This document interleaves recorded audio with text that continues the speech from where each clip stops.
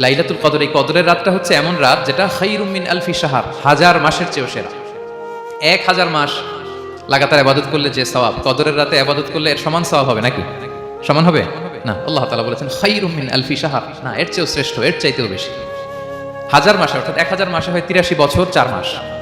তো কদরের রাতে যদি আমরা ইবাদত করি তাহলে 83 বছর 4 মাস ইবাদত করলে যে সওয়াব, সে সওয়াব আল্লাহ তাআলা আমাদের আমলনামায় নসিব করবেন। তো আমরা যেন এই কদরের রহমত বরকত থেকে যেন আমরা বঞ্চিত না হই। তো রাসূল সাল্লাল্লাহু আলাইহি ওয়াসাল্লামকে সান্ত্বনা দেওয়ার জন্য, যে হে নবী আপনি চিন্তিত হবেন না, বনি ইসরাইলের অনেক লোক 1000 বছর হায়াত পেয়েছে, শত শত বছর ইবাদত করেছে, জিহাদ করেছে, তারা হায়াত পেয়েছে বেশি কিন্তু তারা কদর পায়নি। আর আপনার উম্মতকে আমি হায়াত দিয়েছি কম কিন্তু তাদেরকে কদর দিয়েছি। সুবহানাল্লাহি ওয়া বিহামদিহি, লাইলাতুল কদর দিয়েছি, যে কদরের রাত 1000 মাসের চেয়েও সেরা। তো এই কদরের রাতকে আবার লাইলাতুল মুবারাকাও বলা হয়েছে। ইন্না আনসালনাহু ফি লাইলাতিন মুবারাকা, এটা বরকতময় রাত। ফিহা ইউফরাকু কুল্লু আমরিন হাকিম, সব বিজ্ঞচিত প্রাজ্ঞচিত বিষয়ের ফয়সালা হয়। এটা বেসিক্যালি একটা বাজেট রাত বলা যায়। এ রাতে আগামী 1 বছরে আমাদের কি ঘটবে না ঘটবে আল্লাহ তাআলা এটার বাজেট করেন, এটাকে রিভাইজ করেন। সো এই রাতটা অনেক গুরুত্বপূর্ণ। তো এই কদরের রাত এটা কবে,